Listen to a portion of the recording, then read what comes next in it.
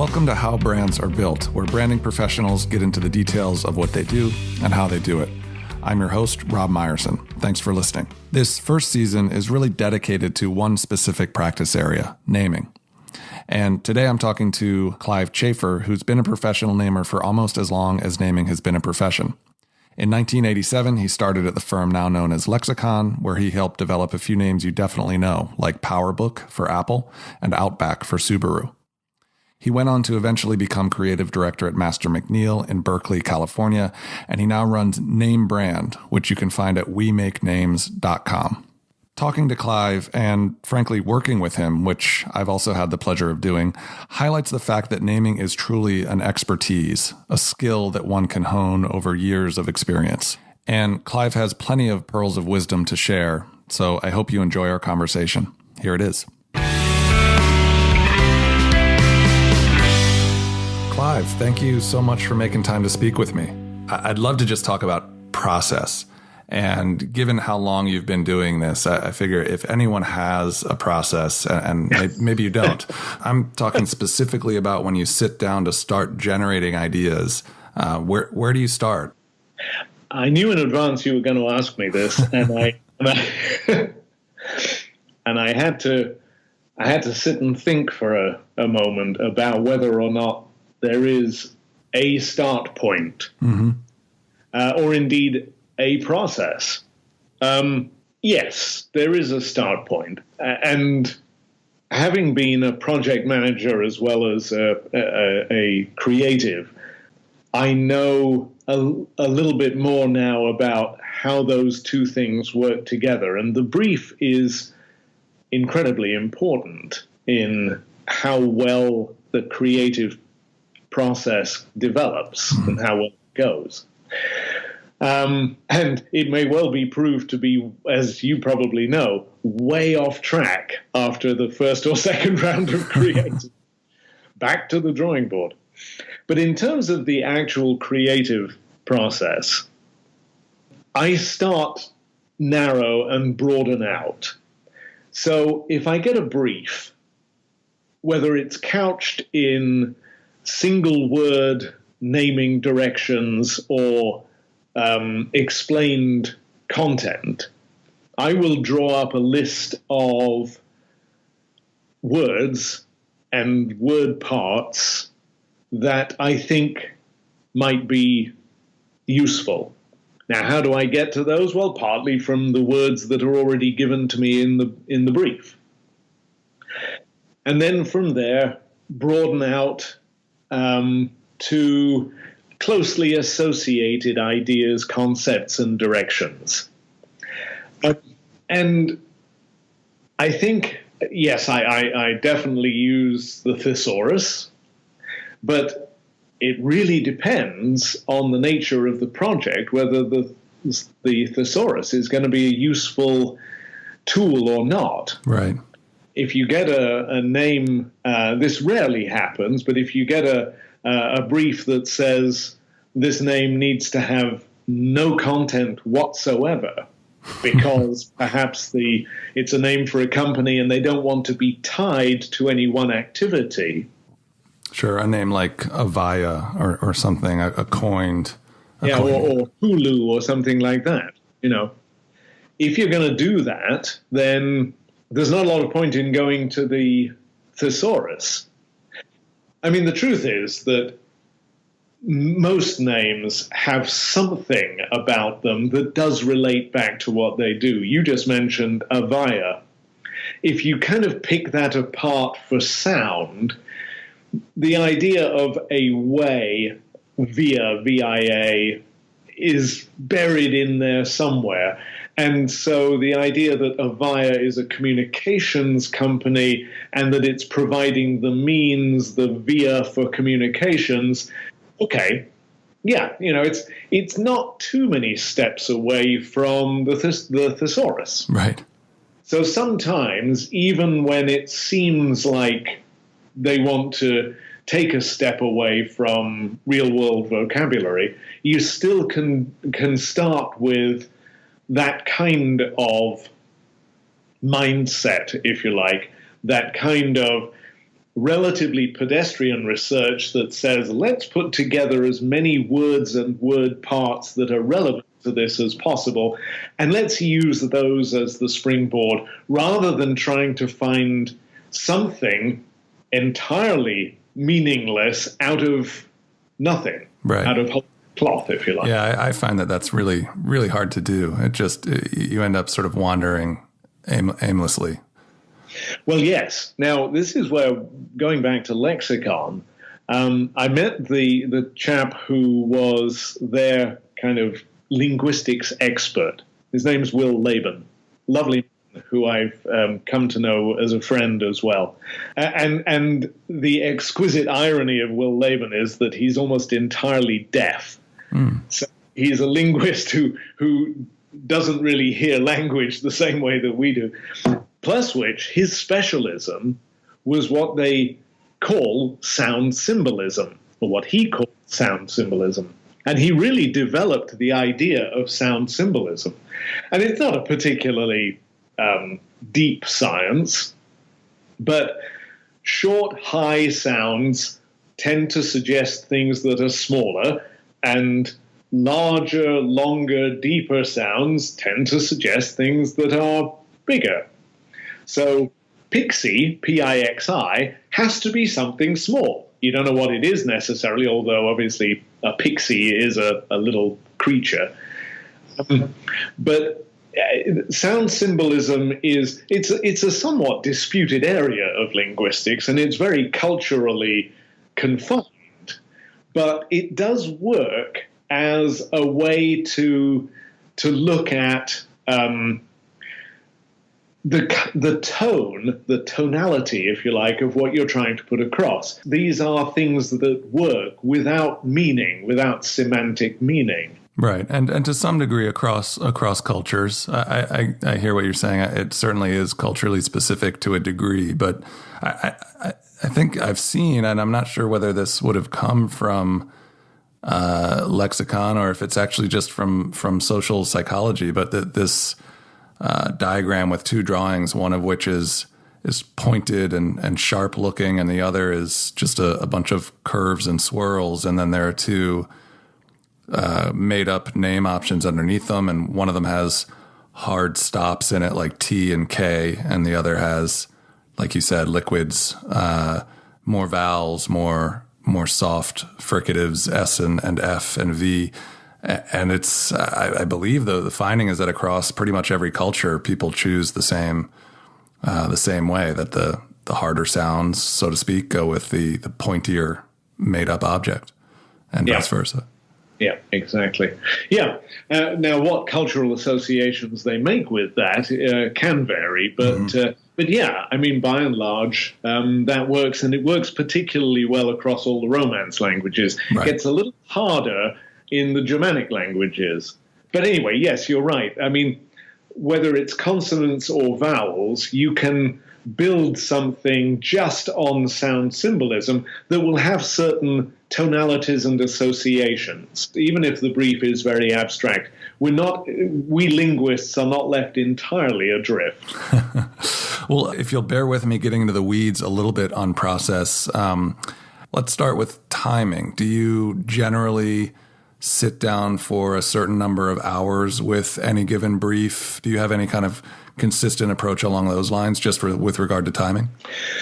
It's not entirely consistent, but there is a pattern. Mm-hmm. When I first sit down with a brief, there very often, quite quickly, comes a point within an hour or so where I'm banging my head against a brick wall, where I've got through the obvious stuff. I've made the obvious connections and made the semantic and language word parts and phonemes and so on, and listed them and come up with some names based on them and so on. And then I kind of go, okay, what's next? I have found personally that if I break off then, that isn't going to help. That's actually a barrier that I have to work through. So I generally don't want to start a project unless I've got about at least 4 hours clear in front of me. Wow. Because I find that a lot of really good stuff comes after that point where you're going, wow, this is a tough one. I don't know that I'm going to be able to come up with a lot of stuff for this. And then you just have to keep pushing back the borders of your own immediate responses to a brief. And that's the problem. I've been doing this for so long now, for 25 plus years, that there are tracks in my brain. And to get out of those ruts, you need to make associations that you haven't made before, or at least if you have, it was a while ago and you can't remember them. And I find that I need to work through that barrier rather than walking away at that point. Now, having said that, there then comes a point about, whether it's 4 hours or whatever in, where you've then had a little breakthrough and suddenly there's been this strangely rich period of productivity. And then I think, frankly, the brain just gets tired. And that's the point at which I take a break. Okay. And yeah, it helps if you can go away for 24 hours. There are other things you can do as well. Exercise is terrific at reframing the brain, at, throwing the pieces up and letting them fall down in different places. Do you find that when you are exercising or just you've gone away from being immediately focused on the project itself, do you find yourself still thinking about it and that sometimes ideas will pop up and maybe you'll need to quickly find a way to jot them down before you forget? Or do you really feel like you push it out of your brain for a little while? Both. I find that I can definitely push it out of my brain for a while. I find that if I do go off and do something else, I'm not thinking about it. But ideas will come to me, and it's clearly there in the subconscious because something out of apparently nowhere will come and will relate back to what I'm working on, the project that I'm working on. And I'm not making any conscious effort. And in fact, some of the best associative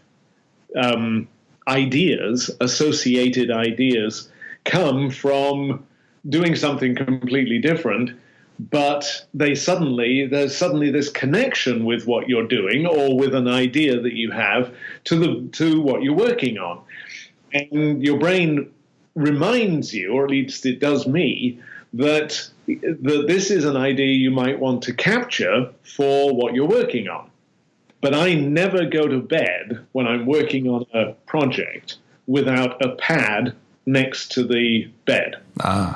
As my partner Kristen will tell you, I quite often turn out the light. 5 minutes later, I turn the light back on. Because that moment between sleep and waking is absolutely the best time for my best ideas. Do you use a pad otherwise, or is it just for that specific context? I was going to ask anyway, do you work in Microsoft Word or something like that as you're coming up with ideas, or do you tend to stick to pen and paper? It used to be pen and paper. Partly that was because one of the great things about naming is you can do it anywhere. And I used to do it in the back of the tour bus when I was touring a theatrical production. And then it was definitely a pad because laptops were way too big and expensive back in the 90s to do it any other way. But occasionally I'll do it with a pad. If I'm traveling and, getting a laptop out is a hassle or whatever, I still make notes on pieces of paper. But generally, I work in Excel now. I used to work for years. I worked in Word till I realized that actually it's easier to manipulate data in Excel, even if it's just text data. And what about, you mentioned the Thesaurus earlier. Do you favor any particular Thesaurus, whether it's print or online? I have a wonderful Thesaurus. That sounds like a book then, not a website. Absolutely. I was awarded this. I was actually able to choose the Modern Languages Reading Prize at my secondary school, my high school. I won for reading a Russian poem and was awarded Roget's Thesaurus. in 1960, I can't remember, 8, something like that. And it still has the sticker inside that says Modern Languages Reading Prize awarded to Clive Chafer. Congratulations. It's not because of that, although it's wonderfully battered now, because it used to go to Lexicon, it used to go to Master McNeil, and so on. But it has words in it that I've never found in any other thesaurus. It's a treasury of the English language. I was given more recently, I think, a Bartlett's thesaurus, which was given by a namer who said, this is absolutely the best thesaurus I've ever found.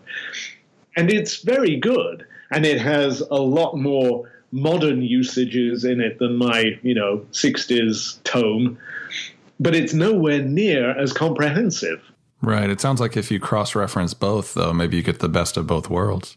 Absolutely. And I use both. I use them all the time. And I even use Thesaurus.com, although I pretty much hate it. But it's very convenient, so I do use it rather than lugging a book around with me. I find Thesaurus.com is very poor at alternative meanings and concepts that are close to the words that you're looking up. There are some just outstanding omissions from Thesaurus.com. Are there any other books that you keep close at hand as you're doing naming, aside from those two thesauruses?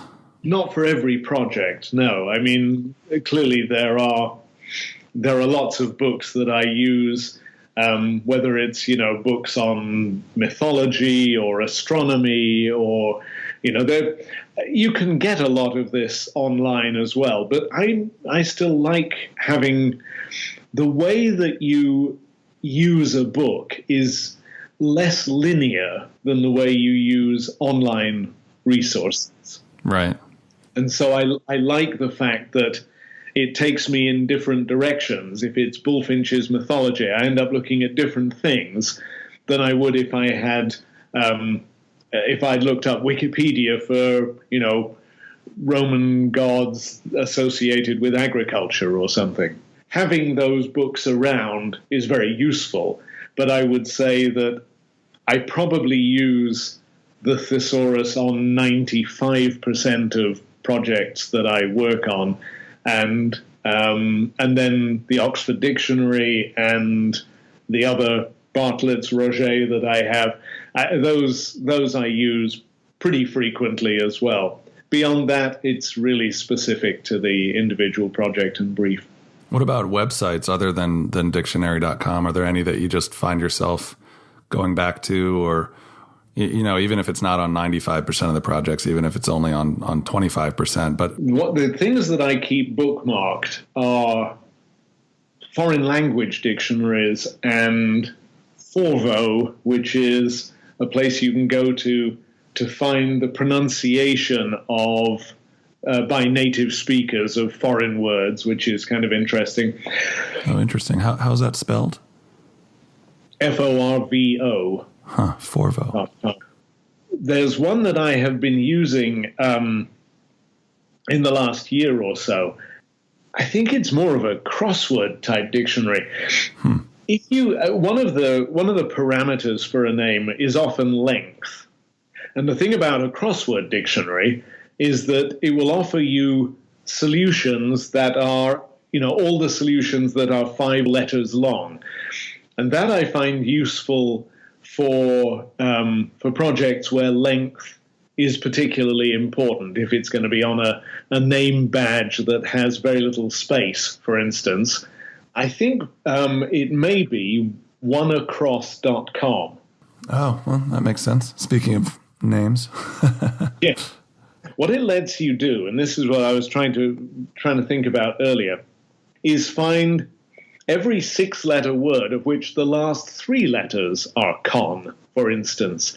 But at oneacross, you can put in 3 question marks, CON, and it will come back with everything in the dictionary. Exactly. Yeah, that can be very helpful. Yeah, and you can, of course, switch that around as well. You can make it blank two blanks, con, two blanks, or something like that.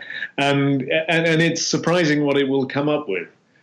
Is there anything that you've done to get past that inevitable writer's block at some point when you're on a naming project? Any tips or tricks for other namers to help them? You mentioned working out. I think that's a great one. Pretty much anything that takes you completely away from what you're doing is really what you need.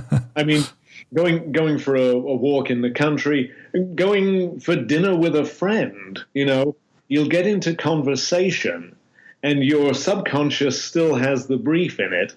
And you'll find that, you'll find yourself bringing your pad out at the dinner table. Excuse me a minute, can I just make I just had an idea. And they all think it's very fun. He's being creative again. So yeah, I mean, it generally is not a social faux pas to do it. It opens up a whole new direction of conversation. That as long as you walk away, physically walk away, and go off and do something else, whether it's a DIY project or whatever, it will help you to take a new perspective on what you're naming. The thing about exercise is that it's been scientifically proven to really help freshen up your brain. I don't know how often you have the opportunity to work with newcomers to the field of naming, but I'd love to hear any tips that you have for them or any mistakes you see them consistently making that you think you could help them steer clear of. I used to come into contact with them much more. It's funny because back in the days of lexicon, almost everybody did brainstorming sessions, which physically brought together, as many as a dozen people in a room. It did become obvious that a lot of people had the way their brain worked meant that their creative output bore a very distinct resemblance across projects, even though those projects weren't necessarily related. So look at what you've put down as names over maybe 5 unrelated projects and look for patterns. And if you see them, be aware of them so that you can break them. Oh, that's interesting. So I almost imagine printing out those lists and circling anything or highlighting anything that you see across lists and recognizing your own biases. Yes, exactly. Yeah, it is. It's biases. We all have ideas that we like, and we are desperate to have them expressed in some form or other. And it's astonishing the lengths that we will go to get them represented. And it's really good to be aware of them so that you can say, okay, I've got to be careful not to just fall into this pattern again and find a way of breaking it and find a way of expanding beyond it. And you can do that consciously. And if you don't do it, you'll probably find that unconsciously you will continue to regurgitate the same stuff again and again. It feels a little bit like when you're new to naming, it's more about just sort of what interesting words do you know?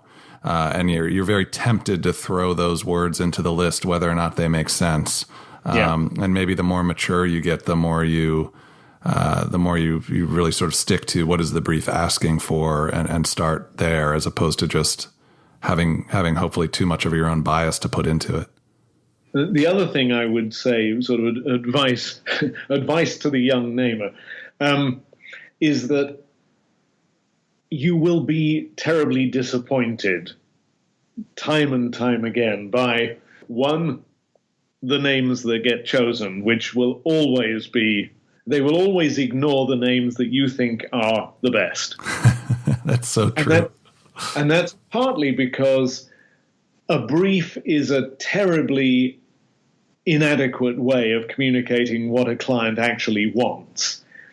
And it can be a very frustrating experience being a namer, because either you never find out what the client chose anyway, and you feel like you're just throwing this stuff into a black hole, or you find out afterwards that the whole directions all the directions that you were working on were not the direction they ended up going in. or they abandoned the project and it sounded wonderful and you came up with all these great names. It's very easy to get dissuaded at that point and feel like a very small cog in a much larger wheel. And it's only by being a project manager as well as a creative that I have been able to understand how what I do fits into a bigger picture and not get frustrated about it. Absolutely. And I remember as a junior namer, it's not only the client, it's also if you're junior and you're on a larger team, it's the rest of your team. I remember feeling like, my boss didn't get it. They didn't get the names that I'd come up with and they weren't choosing my best names to even present to the client. The single biggest problem with naming, the single biggest thing that goes wrong from anybody's point of view, is that somebody in the company, somebody at the client, is not brought into the process early, even though they have veto power over the name. And very often it's somebody down the line who is protecting their boss from getting involved because they don't want them to have to, put time into this. And they're saying, no, he's got much more important things to think about. We'll handle this. And then they come up with the name and they put it in front of this person who has not been involved. And he looks at it and goes, no. And the answer is no, because you didn't ask him what the question was in the first place. Yeah, it's a classic problem, and we've all seen it too many times. It is the single most frequent way that the wheels come off a project. You've got to involve them from the start. Ignore the fact that they have very busy schedules and that their calendar is all booked up. If you don't get them involved at the start, you are risking wasting everybody's time. Well, just the last question, just for fun. You've been doing this for so long. I'm curious, what do you like about it? Do you have sort of a favorite thing about naming and name generation that makes it something that you want to keep doing? Well, I'm in my 6th decade now, and I am grateful for anything and everything that keeps my brain ticking over. It is really good to have something like this that makes me not just think conceptually around a problem, but, as I said before, that gets me out of the ruts that my brain is in. When I come to a project, I try as hard as possible to make my brain do what is unfamiliar, because I really do think that is part of what keeps my brain ticking over at a reasonably good level. There you go. Naming keeps you young. Yeah. Keep the brain young, certainly. Yeah. Thanks again, Clive. You're welcome. I'll talk to you soon. Yep. Have a good day. You too. Bye-bye. Thanks. Bye.